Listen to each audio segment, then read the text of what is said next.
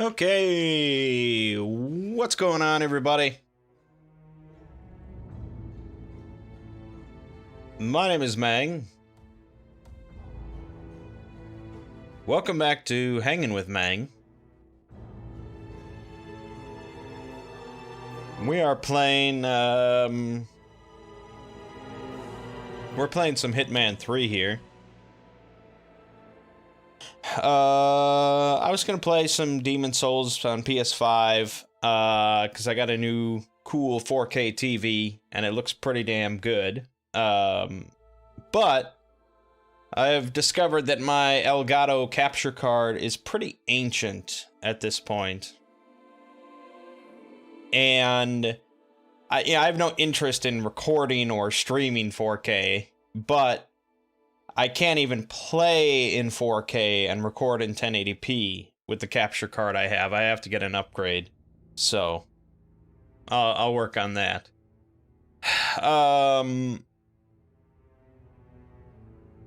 So for now, we can just play some Hitman 3.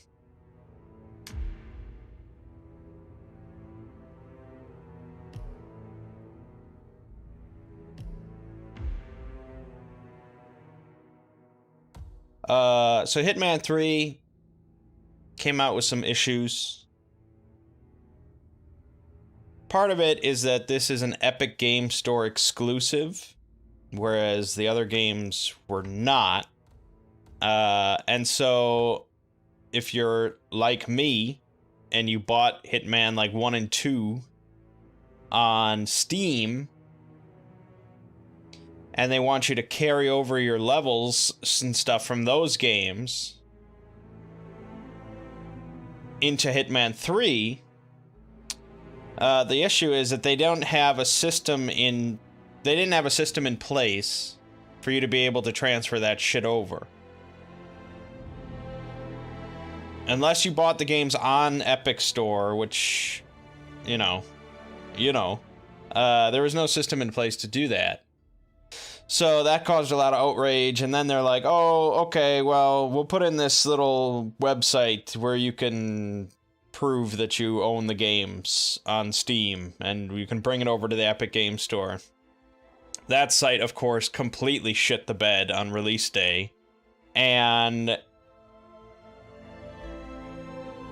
like linking the game with your IOI account or something like that also, I mean, it all shit the bed. And until you link it with an account or whatever, you can play the game. But as soon as you do link your account, all your progress in the game resets for whatever reason. So I couldn't get it to link, you know, because everything was going terribly wrong right away. So I'm like, fuck it, I just want to play the game. So I played through the game, and I beat it. But now, whenever I do link my account, I'll reset my entire save, so that's nice.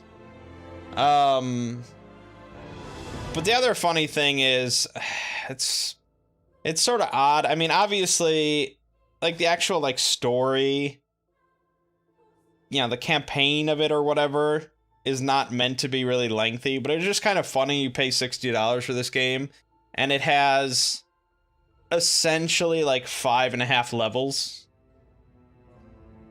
I mean, you know, and then you've beaten the game. You know, you're meant to be playing these 5 levels or 6 levels over and over, but it was just sort of odd.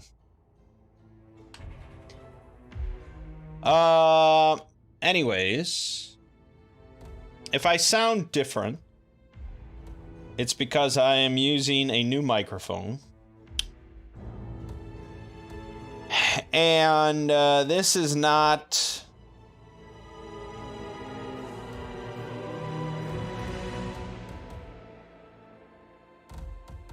This is not an upgrade, this microphone.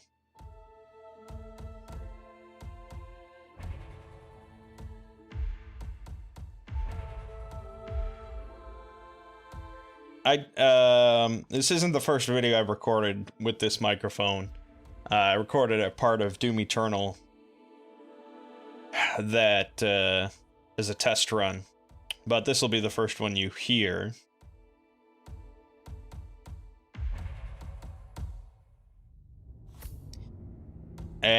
So I explained my thought process in that video, but as a recap, basically, I don't want to always be tied to my desk. And I don't want to always have to use my, you know, expensive desk microphone for recording things and for talking on Discord and things like that. So I wanted a... This is gonna be... Probably have to tone this down.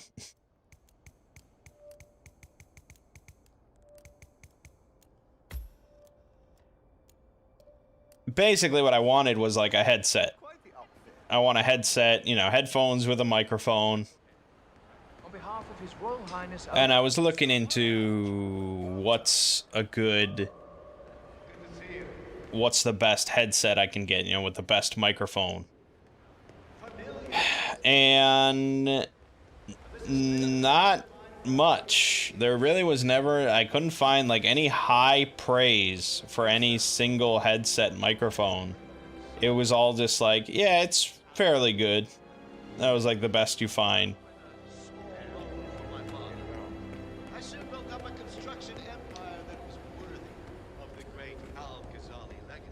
But what people recommended was to get this thing called a mod mic that is just a standalone little microphone that you can attach to any pair of headphones and basically convert it into a good headset.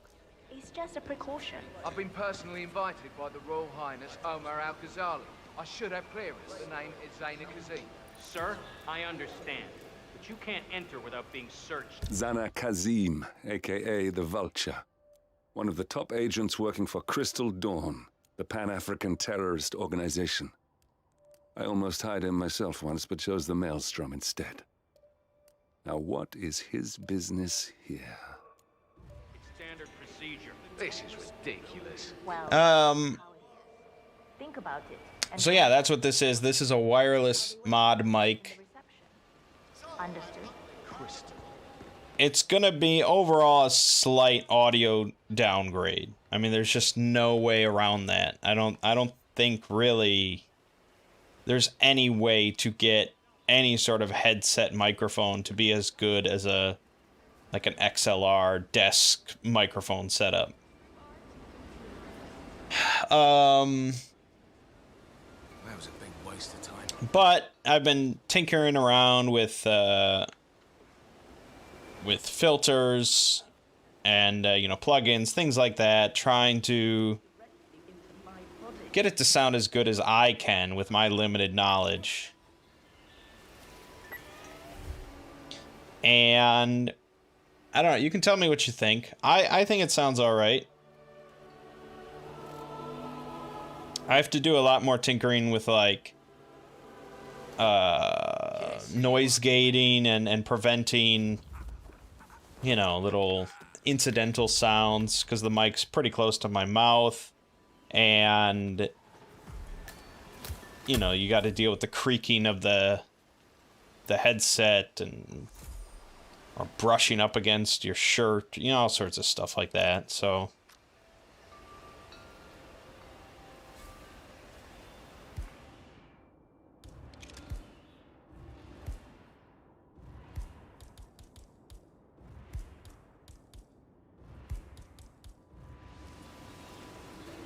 I don't know.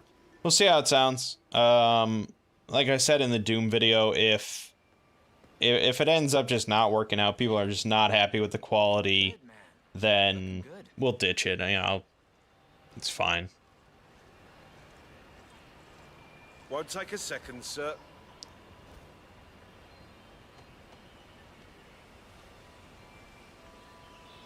Right, that's it. Keep moving, please.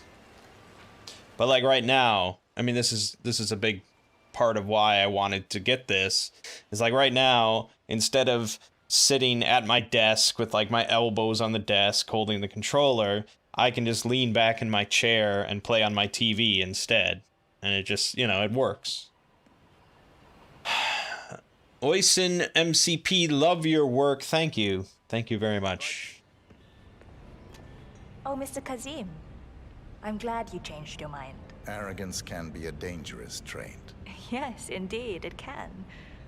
Mr. Ingram has been expecting you. We have a conference room set up for you.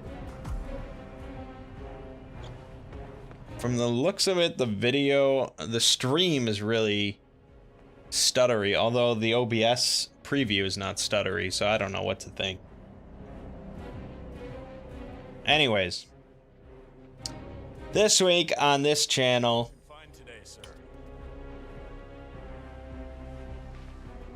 we started up Doom Eternal DLC, which is going very well, very exciting stuff. Fun little Let's Play to do. Will not take long. You know, I expect it to be like 4 or 5 videos total.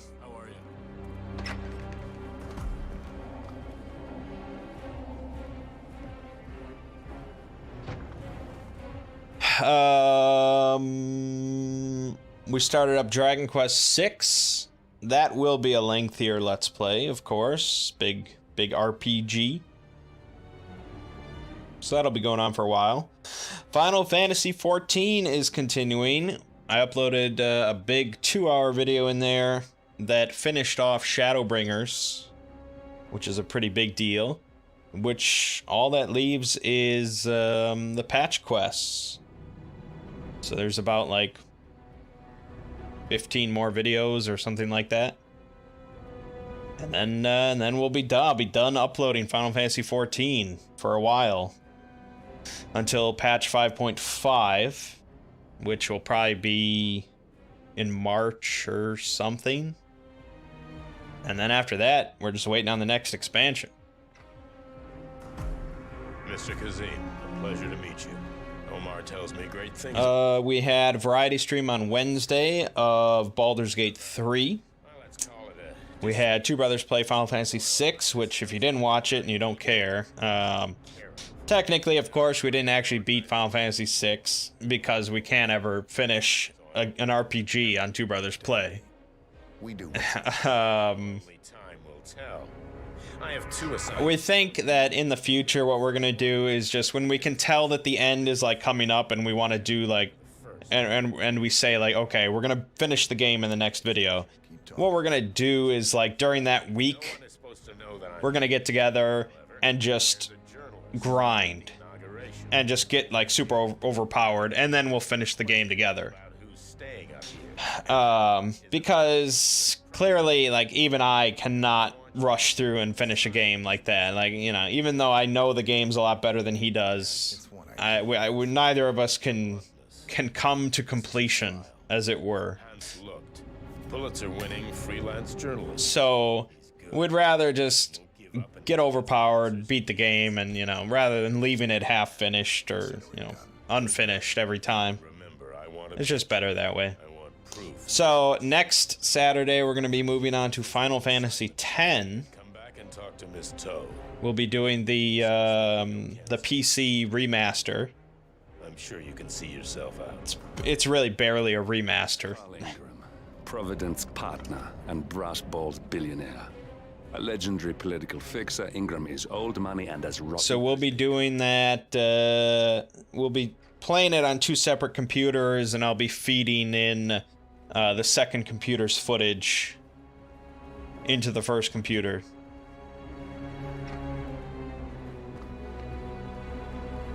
It should be plenty of fun. It's one of my favorite Final Fantasies. He's really never like gotten anywhere in it. We're going to be using a mod in order to fast forward through cutscenes. Sir. So this will not be like a story playthrough or anything, but, you know, these games get pretty lengthy. Being able to fast forward through the cutscenes, which are really kind of obnoxious anyways, it works out.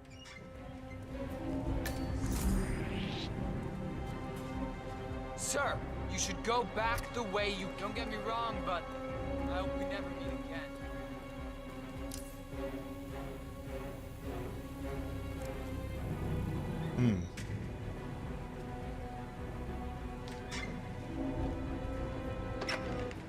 Any news on the new guard assigned to Code named Pinky.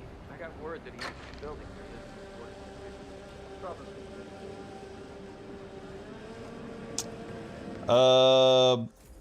Yeah, so that's what's happening. That's what's happening. So this week, of course, more Doom Eternal. More Dragon Quest VI. More Final Fantasy XIV. The variety stream on Wednesday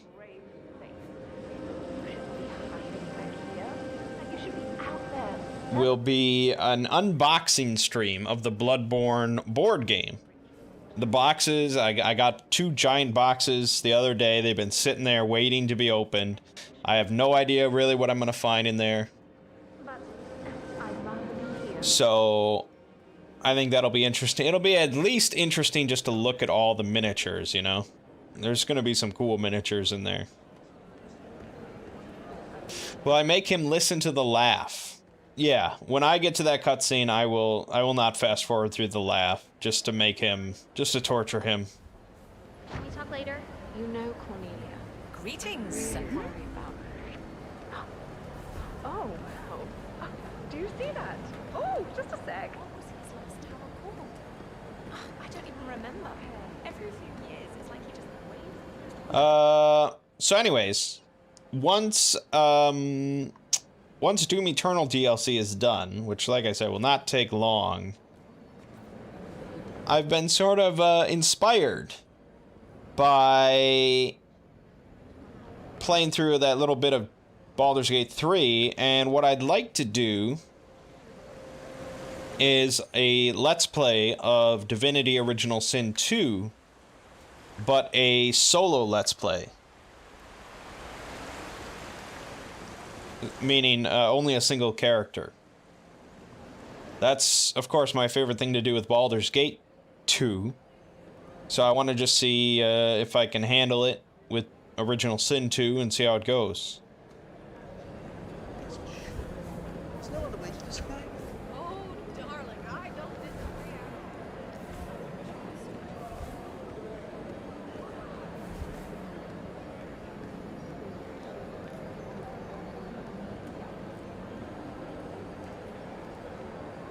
Any intentions on playing the Bloodborne board game once the current situation clears up?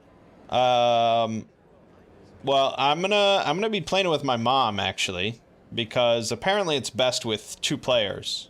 He's very rich after all. That's half the work done. So, really, generally, any like 2-player board game, I tend to play with my mom because she's always available. She likes 2-player board games, you know, so it should be good. She's not really into anything going on with Bloodborne, but still. Distract me right now. I'm playing a little game called Where the fuck is Hans Luke?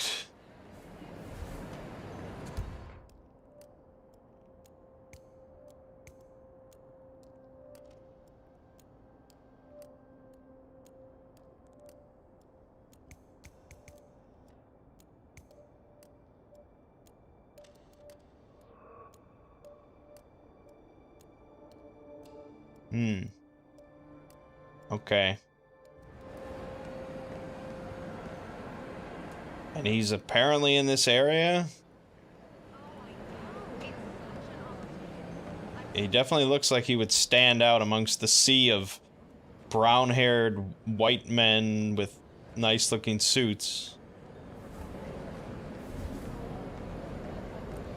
So yeah, I think I'll be doing a solo playthrough of Divinity Original Sin 2, or at least we'll give it a try and see how it goes. I'm debating on whether to do like a lot of mods involved and maybe do like a modded class instead of the original classes, but I haven't decided yet.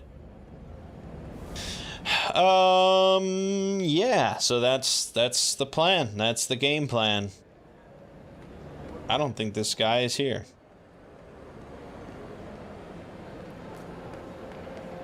Over on the Exploring series, I released a video on Jasper's Hill. A little DJ Cactus SCP. There he is. This is quite the ceremony. I was thinking, upstairs. Mr. Lucht, I hear you're looking for information. Oh, really? Okay. You know what's happening upstairs? I know more than you could imagine. But we can't talk here. Follow me. Great. Lead the way.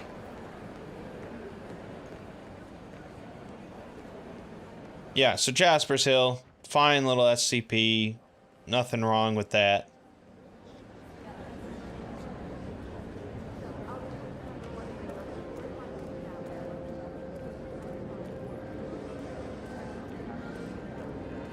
Can I lure him into the toilet? Look, sir, there's a nice toilet. Actually, that is a crazy nice toilet. This is like a fucking Rick and Morty toilet here. No, he didn't want to go into the toilet with me. Into the bathroom. Hans Lucht, I hear you're asking about some guests. And, anyways, so yeah, Jasper's Hill is what it is. I also released the second episode of the story of Final Fantasy XIV. You know, we're struggling with views, as it would be with pretty much any secondary, any sort of side series that I moved on to. You know, if I started doing Egyptian mythology, the views would be pretty rough for a while, potentially forever.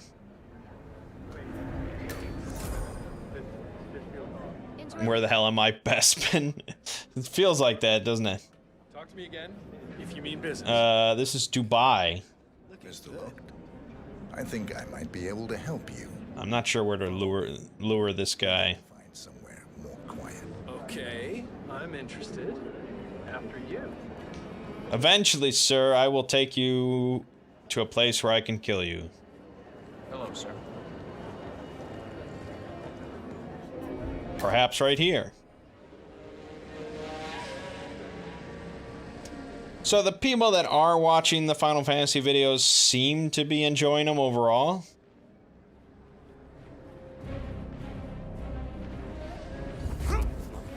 Oh, this isn't gonna work. This isn't gonna work. This is gonna be bad. You're gonna regret it! No, no one saw that. No one saw that.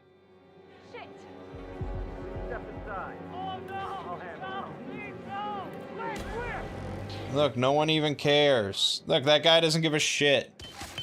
Oh, and then somebody threw a fucking grenade. Oh my god. Alright. That needed to be timed a little bit better.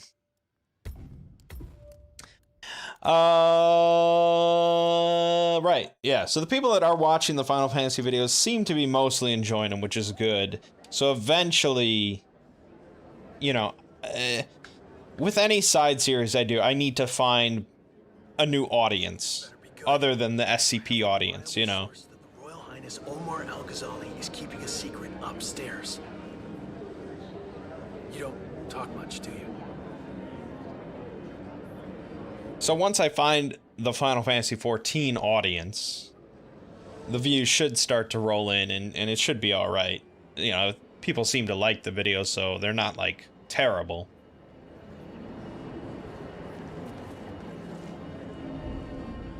Getting a bad feeling here. Shut up and get in here.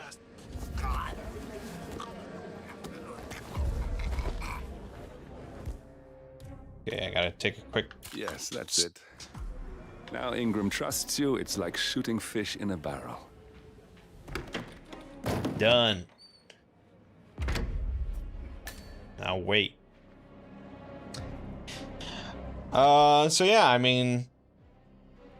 And the big bonus is that I'm enjoying putting together these Final Fantasy videos. They are a lot of work. You know, I am mostly working on them practically every day. But it's an enjoyable thing, so... Even if the views never really hit some stupendous high, it works out fine. Hey, how are you? Go on through, sir.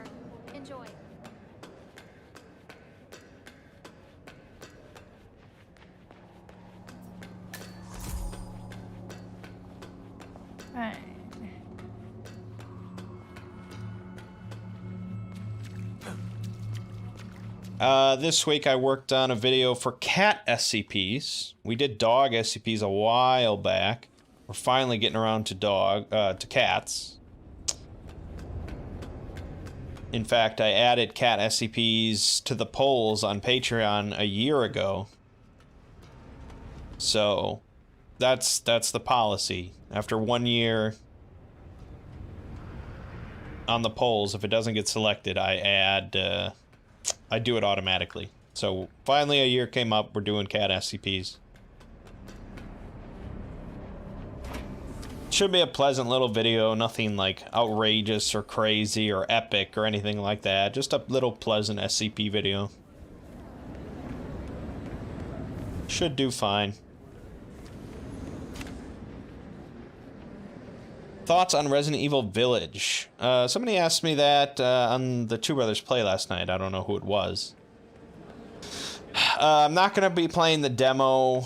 I guess I could have done the demo for Hanging with Mangg here, but as I mentioned about the PS5, I got to get a new capture card. I think most likely I will be doing a Let's Play of it this October. Because I generally do a Let's Play every October of the biggest horror game of the year.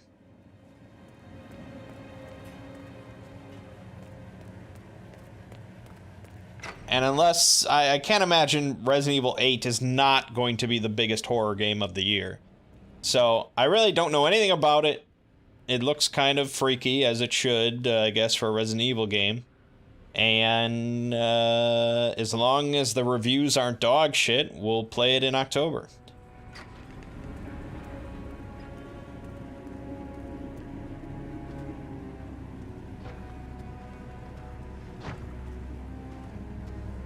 Shit. Hey, you! You can't stop! You're in the clear, sir. Yeah, I'm in the clear. Get out of here. Yeah, so that's what's going on with the Exploring series. All good.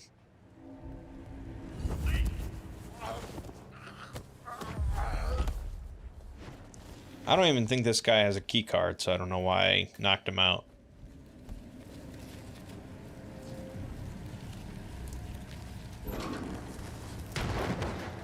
Is this the famous Dubai mission? Is it famous?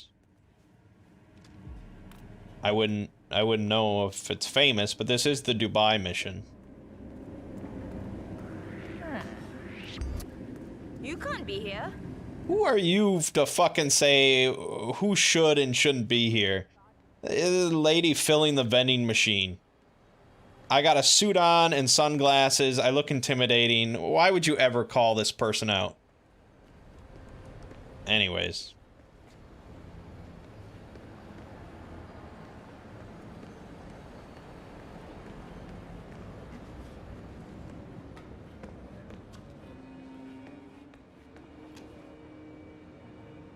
Did I see the new Godzilla King Kong trailer? Any thoughts on it? No, I never watch trailers if I can help it.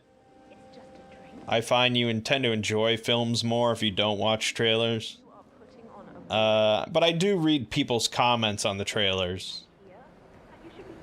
From the sound of it, people tend to think that it looks really corny, which is probably how it should look because it's fucking Godzilla versus King Kong. It probably should be corny. You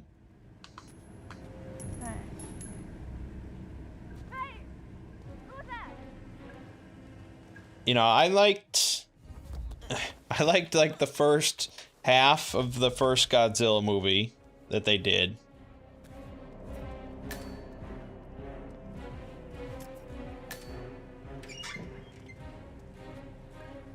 Then I liked Skull Island quite a bit. I thought that was just a good, fun movie.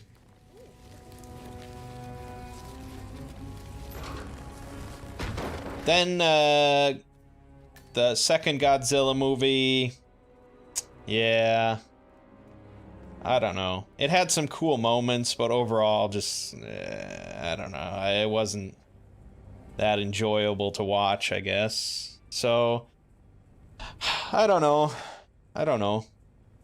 I'm not, like, super hyped about it, but it's gonna be one of the few movies released this year, so I guess it's something.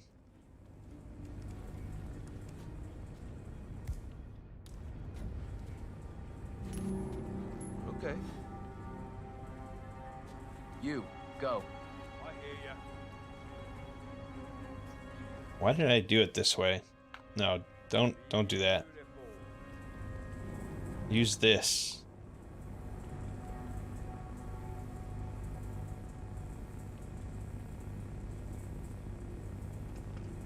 Moving on. Board games. So this Thursday, I think it was Thursday, we got together and we played a game called King's Dilemma, or The King's Dilemma. I have no idea what I'm doing. I just hope it'll work. On. So authentic.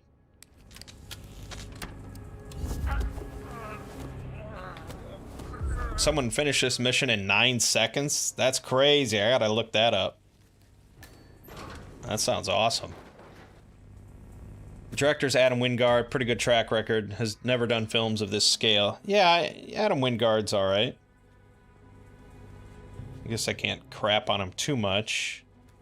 But didn't he do the Death Note movie? I don't know, man. I don't know.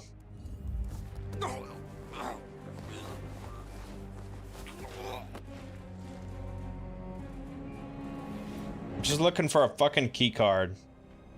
No one seems to have one in this building. And I can't dump them there, so you get dumped here. Yeah, King's Dilemma. So this is a game for 5 players. You could do it with less, but really, 5 players. And it's sort of a cross between a board game with sort of, victory point mechanics and sort of secret agenda kind of things and stuff like that, combined with a light role-playing game. Sort of a social thing where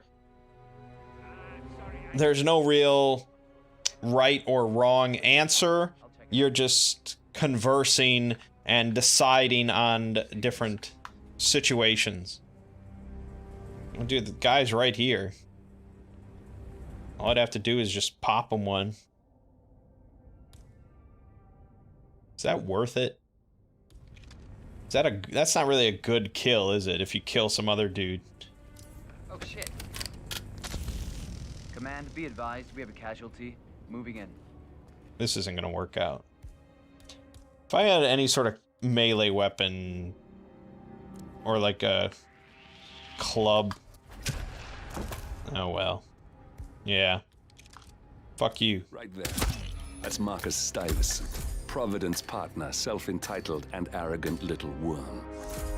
He might not look like much, but he's done more damage to the world than you could dream. You got him, 47. Marcus Stuyvesant. I sure did. I sure got him. Let's move on to Carl Ingram. We're not done yet. Yeah, so King's Dilemma, it's sort of a light role-playing game. Basically, we are all heads of different houses in this fictional fantasy kingdom. And we're all on the king's court. And the king is not really a figure that's in play at all, because he's basically a figurehead. All the decisions are made by the people in the king's court, which is us. So essentially, as you play the game, you draw from this dilemma deck that brings you different dilemmas. So an example is like, a number of windmills recently burned down, and the peasants want some guards to be relocated in order to protect some of the other windmills, because clearly there's like an arsonist or something like that. And so you have to decide on whether to relocate these guards or not. And there are ramifications for both ways. You know, if you relocate the guards, then some other area has less guards. Whereas if you do relocate the guard, you know, but then, you know, but your food is protected. You know, your grain supply is protected and sustained, so you don't lose grain potentially. But if you don't relocate the guards, you know, more windmills might burn down, which loses food, which pisses off the peasants, and blah blah. I mean, that's like one of the first ones you might come across. It gets pretty crazy down the line. Even in like the first session, we were tackling this issue of slavery and whether or not to allow the slave trade in our kingdom, because these foreigners came in that were all big on the slave trade, and they wanted to know if we were open for business.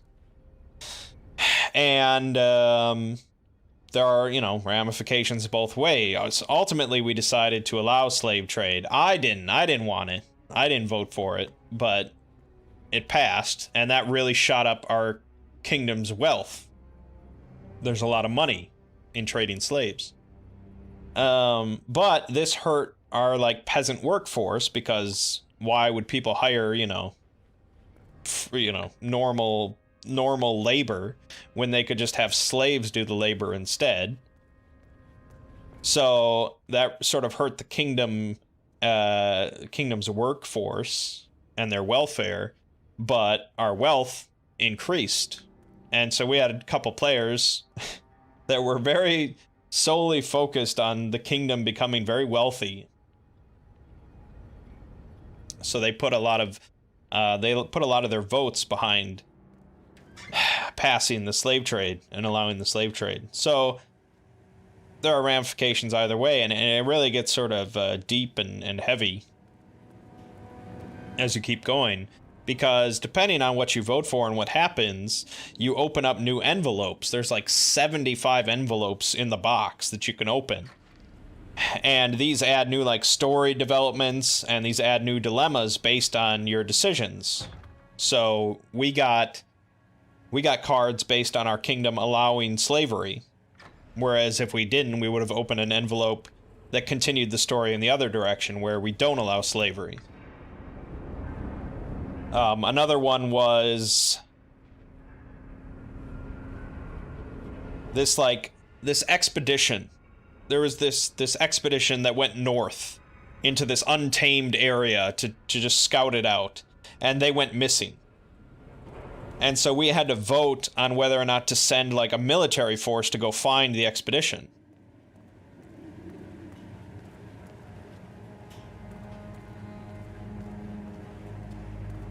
Ultimately, we decided to send the military force. Again, I did not vote for this, because sending the military force into the north alerted the this sort of unknown civilization that's living up there. We don't know much about them, but we know they're very militaristic. They're basically like the Spartans. And so us having a military force sort of roaming around up there tipped them off, and they took this as like a threat.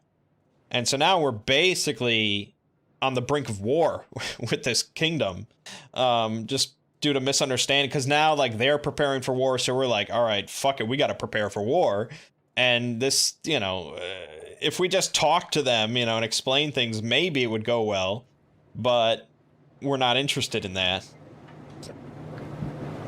Fuck you, dude. So, super interesting game. We're all really enjoying it.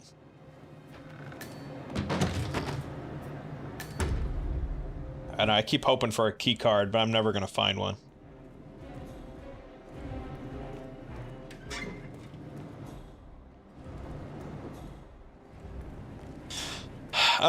The only issue is sort of like the fact that it is a board game.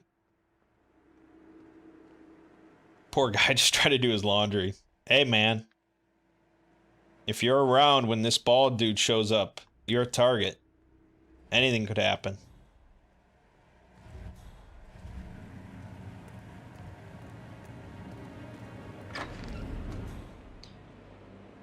The problem is that it's a board game, and so that means it's not strictly like a role-playing thing. It's not strictly like your house has a philosophy and you need to role-play according to your general philosophy, you know, and you need to sort of like adhere to it.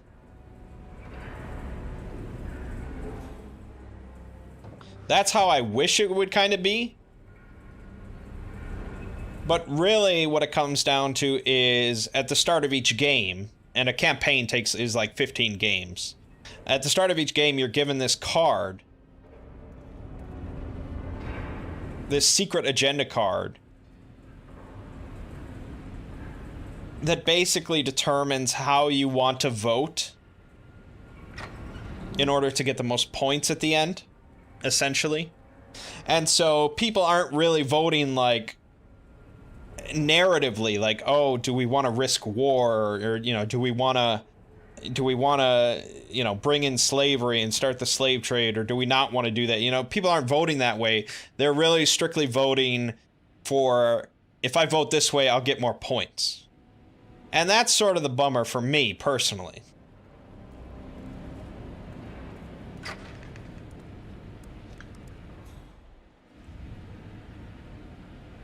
Because that ultimately really hurts the role-playing aspect of it.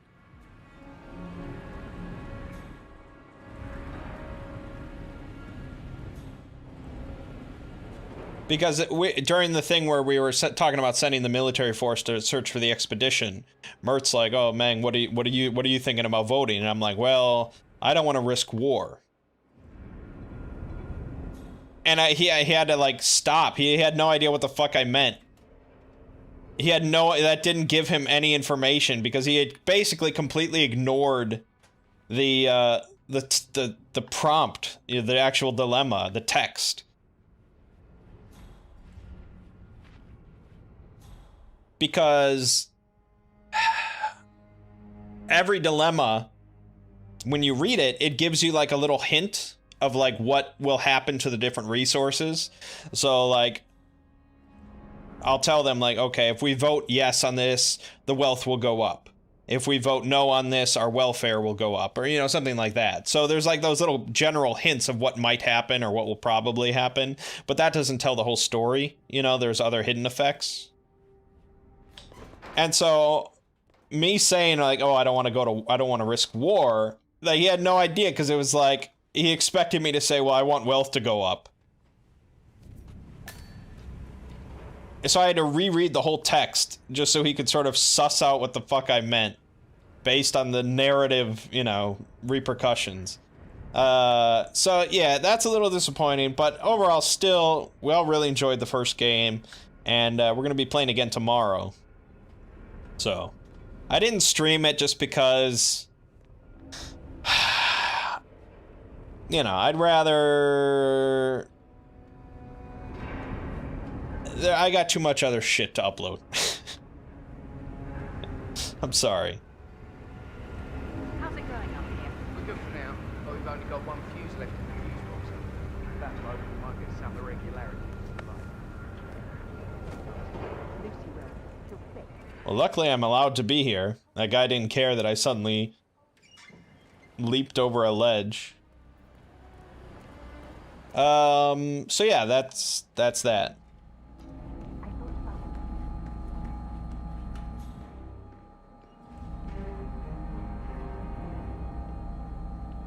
Moving on to role manging.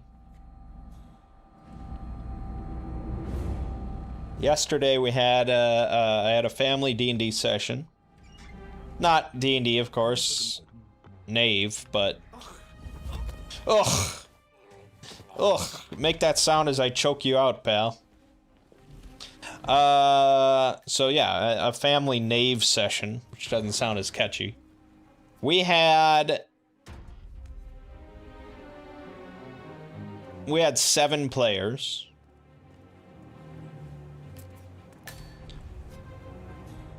Seven whole players. It would have been 8, except my cousin's boyfriend couldn't make it, so that would have been That would have been the 8th player.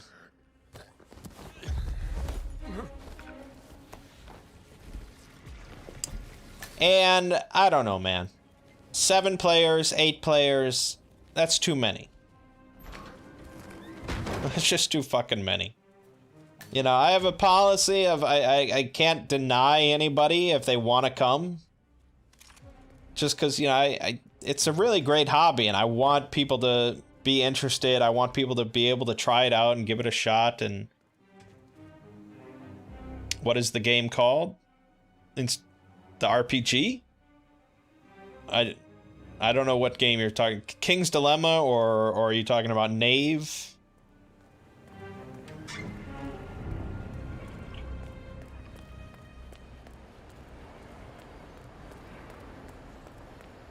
Oh, how did I get in? How did I get up here? Okay. We're moving now. Mr. Oh, of course. And this happens all the time.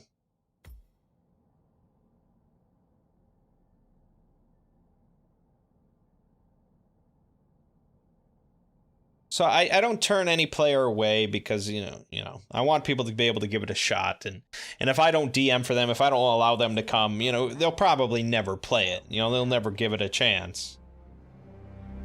But we're getting to the point where it's just not feasible to have this many people involved in a single game. He's waiting. So really what we need to do is split this giant group into 2 separate groups. Please stay back. And especially because I want to switch over to D&D. I apologize about the incident. I want to move on from Knave and upgrade to D&D to get things a little bit more interesting. But that means combat and stuff is going to take even longer.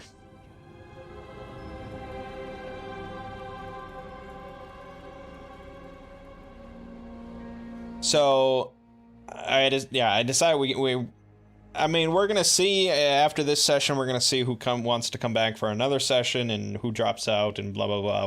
We'll evaluate. But you know, if we have 8 people that are interested in playing, we gotta split into 2. On a clear day, you get a wonderful view of And I don't wanna DM 2 nights a week. I really don't even want to DM 1 night a week, but all these people are interested in playing, so I'll make the sacrifice. I'll take one for the team, and I'll be the DM. But I don't want to do 2 nights a week. So really, my idea would be to alternate. One group, you know, Group A does 1 week, Group B does the next week, and back and forth. Which works for me very well, but it's a bummer for all these people, because now they're going to be going from gaming 1 night a week to gaming once every other week. Which, if it were me playing, I would be pretty bummed. Please. But, I mean, it's just, unless they want to step up and start DMing, they'll have to deal with it. Check out Curse of Strahd for your D&D campaign. It's pretty straightforward in a gothic setting. Yeah, so my original idea, back before we added all these players and I thought about switching to D&D, was to do Curse of Strahd. Let's get down to the important business at hand. Okay, people, clear the room. I need to discuss some delicate business with Mr. Kazim. But with like my sister is very anti-horror stuff, and it's just as a group they're not really horror inclined or gothic inclined and things like that.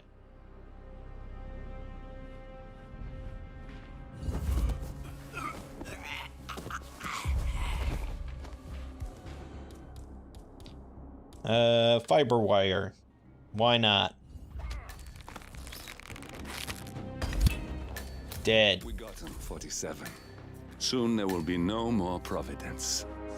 You need to find an exit. Our business is done here, but it's far from over. Maybe I should move this guy out of the way.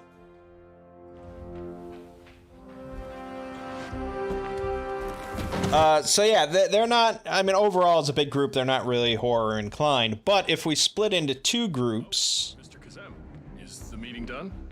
Mr. Kazem, you need to listen to me. Follow me and don't get sidetracked. But if we split into two groups, I can have, you know, the less horror-inclined people in one group and do, like, Horde of the Dragon Queen as, like, just a normal sort of fantasy thing.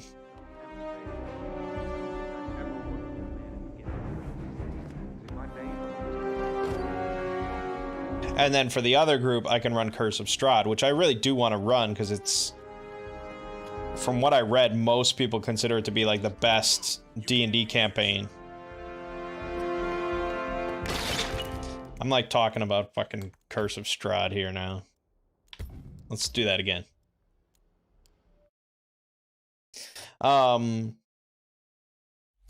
Everything here is completely self-sufficient. So that's basically my plan, is to have both groups playing D&D, one group running Horde of the Dragon Queen, and one group running Curse of Strahd. That's my plan for right now. That could change, you know, if we have people drop out and we decide to stick with one group of like 6 players or something, then I'll probably just run Horde of the Dragon Queen and see how that goes.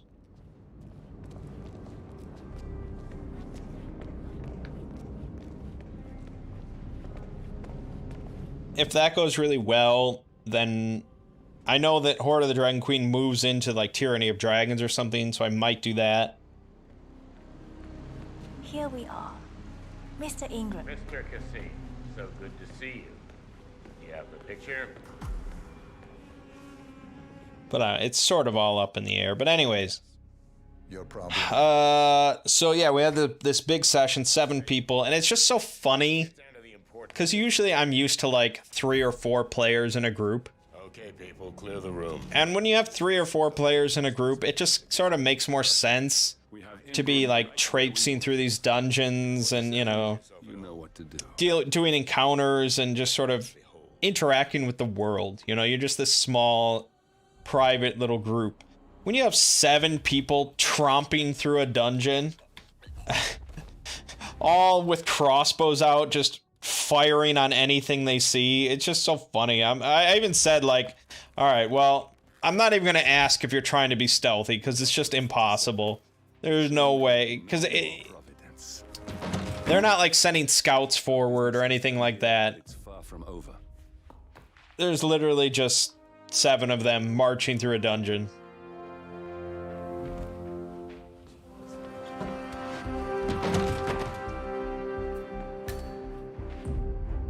And I'm being pretty nice to them.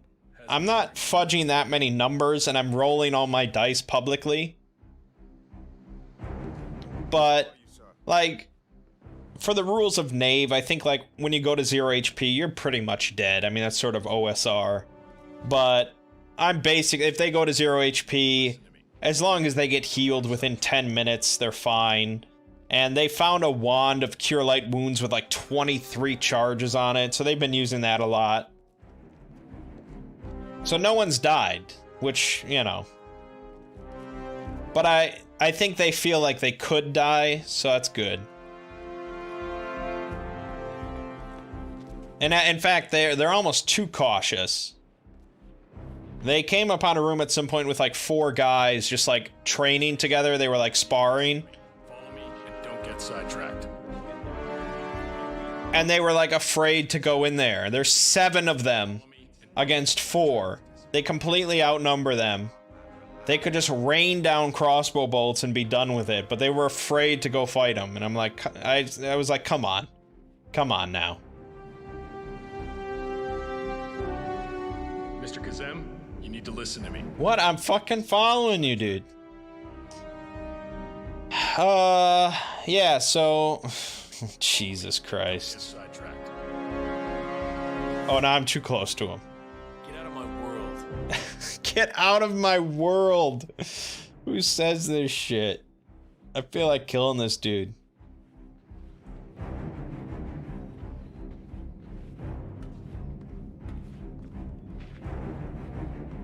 This would have been the spot to do it. So yeah, there's not a whole lot to say. They recovered this, like, magical anvil. Jeez. Mr. Kazem?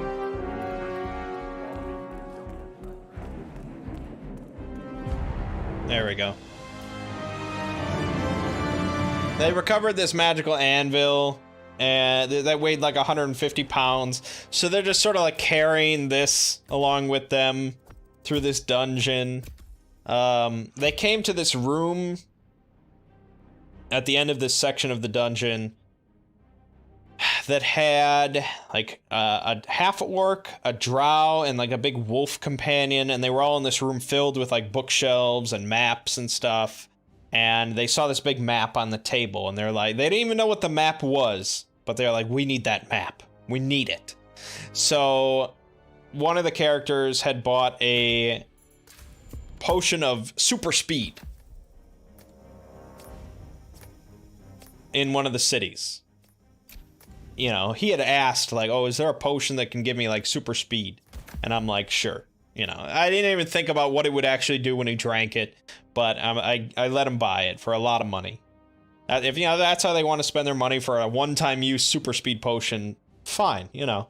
And so he decided to use this super speed potion to rush in, grab the map, and rush out without them realizing. And I'm like, well, they'll probably realize, but you can do it without, like, getting stopped. So that's what he did. He rushed in, grabbed the map, rushed out, and then they, like, sealed the door shut with an iron spike. And then they ran out of the dungeon. That was it. And obviously the real treasure of that room was in, like, a small iron box on top of one of the bookshelves. But all they cared about was getting this map. So the map was basically like a plan to overthrow the town. And it had the seal of the lady Aborn that lives in the tower, the Baron's half-sister. Her plan is to basically use the Baron's curse that's afflicting him. He'll die soon. She wants him to die, so then she becomes the Baroness, and she rules the town. Which sort of, it doesn't make sense why there would be any sort of armed revolt or anything like that if she's just going to inherit the title. So I don't really get it. I think the adventure is sort of poorly written. But anyways, they stumble upon this whole plot that this Lady Aborn is hoping that the Baron dies so she becomes the Baroness, and she's got all these bandits waiting in the wings to serve her.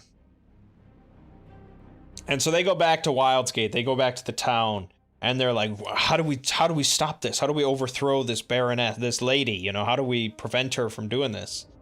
And eventually I basically had to just like walk them through it. You know, I'm like, look, you could go up there and you could even kill her, you know. Conceivably, you could get in there and you could murder her. But the Baron will still die because of the curse, and this town will still be screwed. So that doesn't solve anything, you know. Really, you want to stop the curse. You know, if you want to be heroes, you want to stop the curse. And they already know how to stop the curse, or they're pretty sure. They need to recover 3 of these heirlooms that were stolen.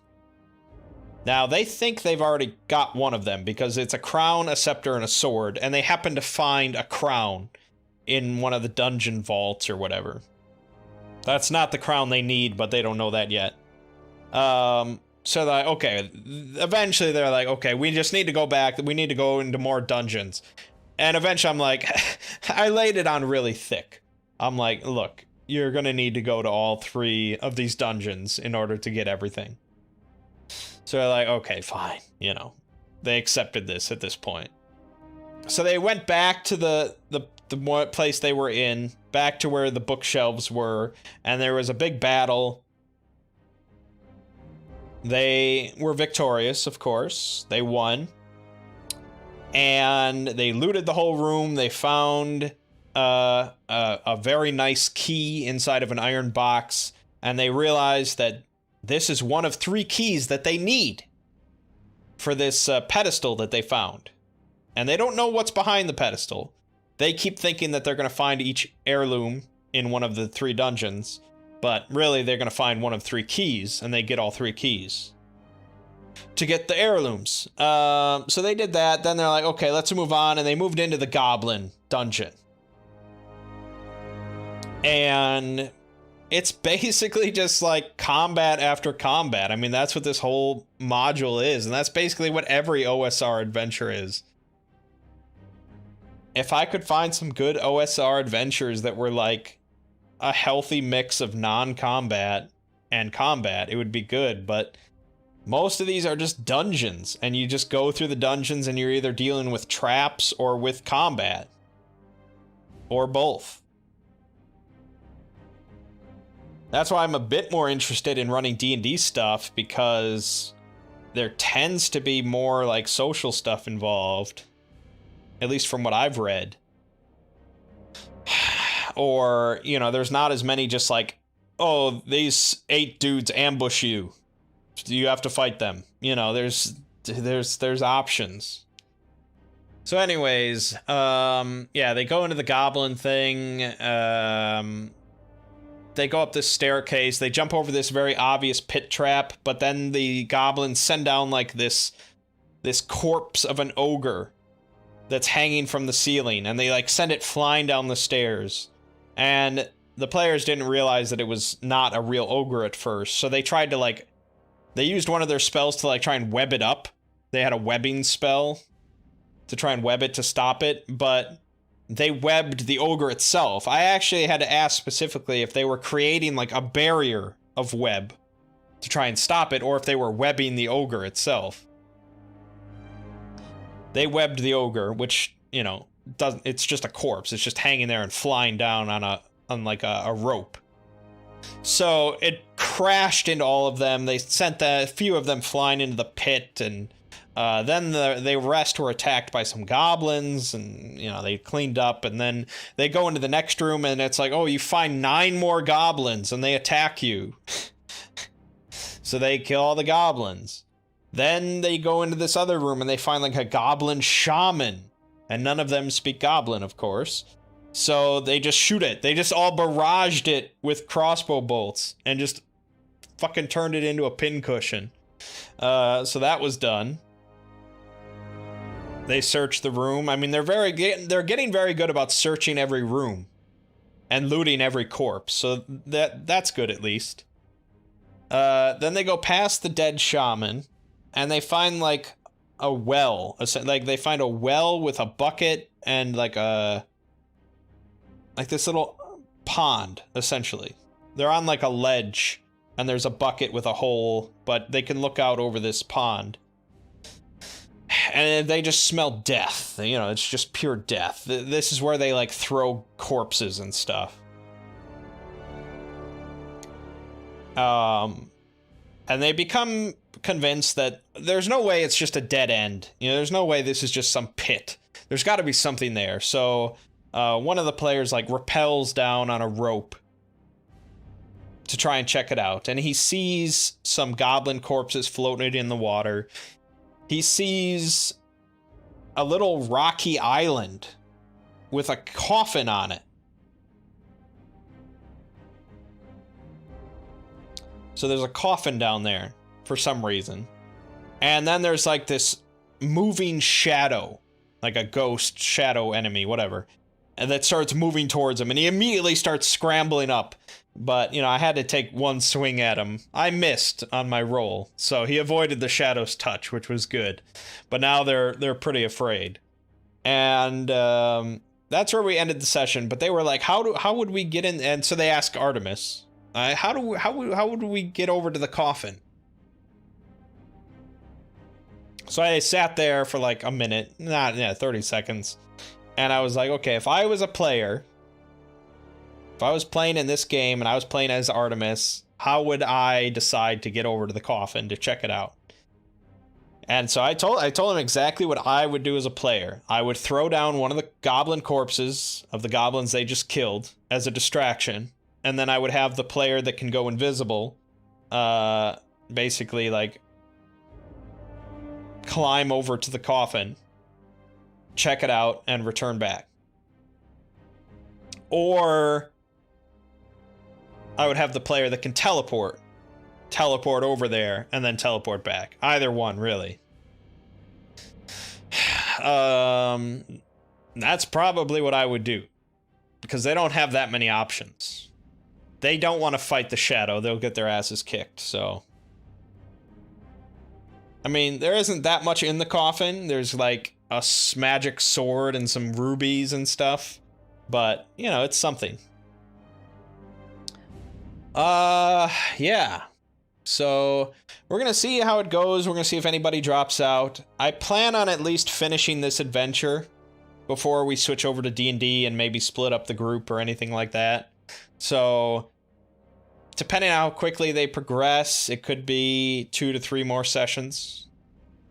But most of the group seems to be enjoying it, so I guess that's fine. My sister is one of those players that sort of needs to be a special snowflake. Like, she needs to be doing something unique, and she likes to be the center of attention. That's kind of annoying. But specifically, she always likes to play characters that can, like, speak to animals and stuff. And tries to, like, have a wolf companion or, you know, have some sort of animal companion. And in D&D, that's sort of fine. You can just have, like, a sort of ranger or a Beastmaster ranger or whatever that has an animal companion. And there's all these rules for it. But we're playing Knave that doesn't have any sort of rules for any of that stuff. And I didn't want to just give her an animal companion and make her better than every other character. So that's why I ended up giving every person a special ability. So her special ability she picked was that she could just speak to animals whenever she wants. Which by itself is not incredible. I mean, that's a pretty basic, like, spell. But finally, her chance came to shine. She found, in the goblin dungeon, she found this shocker lizard that can shock enemies with its, like, tail. She found it, like, tortured in this cage. And she gave it food and water, and she, like, rescued it, and it was so grateful to her, and she put it in her backpack. And I was happy because this is actually in the adventure. This is in the module that if a player, like, rescues this lizard, it will bond to it for life. You know, it'll help them out. So that worked out. So she's happy. She named it and all that good. So, I mean, most of the players, I think, are pretty happy with it, but eventually we're going to have to split up unless we cut down on some players. And hopefully, after King's Dilemma, with my regular group, we switch back to RPGs, because I would like to play. I would like to play at some point. Yeah. Anyways. For those wondering about the crazed female fan situation, it's died down quite a bit. For a little while, I thought I had successfully ghosted her. You know, it seemed like she sort of took the hint, and we didn't speak for like 3 days. Like, there were no messages for like 3 days. And then she just starts sending me, like, memes randomly.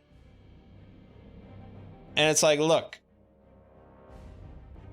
if you're interested in endearing yourself to me, do not send me memes. All right, lesson 1. So I was just like, okay, yeah, that's nice, blah, blah, blah.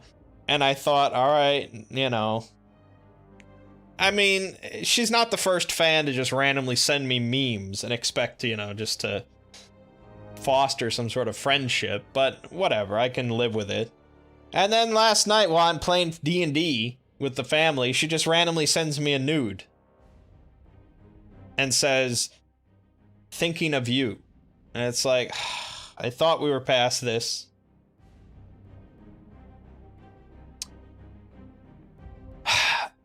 And it's like, okay, I mean, if that's the worst thing going on in my life is that some woman is randomly sending me nude photos, I'll live, you know, I'll move on. But the real crime of it was that it wasn't even a new nude.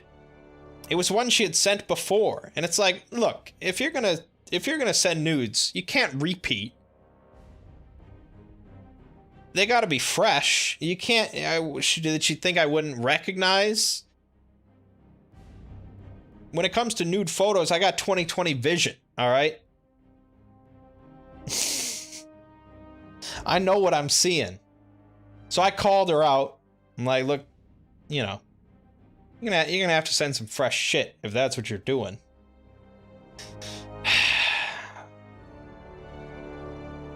So she did. But anyways, you know, I'm really just like, I'm doing like the bare minimum of communication, and eventually, hopefully, she'll catch on enough and just, you know, she'll find some European guy to latch onto and move on and whatever. But yeah, whatever. All right. Yeah. So let's see. We got Doom Eternal DLC this week, Dragon Quest VI, Final Fantasy XIV, the Bloodborne board game unboxing on Wednesday. Two Brothers play Final Fantasy X on Saturday. Over on the Exploring series, we got Cat SCPs. And that's it. Should be a good week.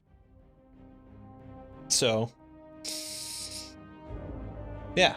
Hopefully this microphone sounds fine, because I kind of like being able to just like move around in my chair and, you know, swivel my head and just talk into this headset. It's kind of nice, so hopefully it sounds all right. But my name is Mangg. This has been Hanging with Mangg. I will see you fine folks next week.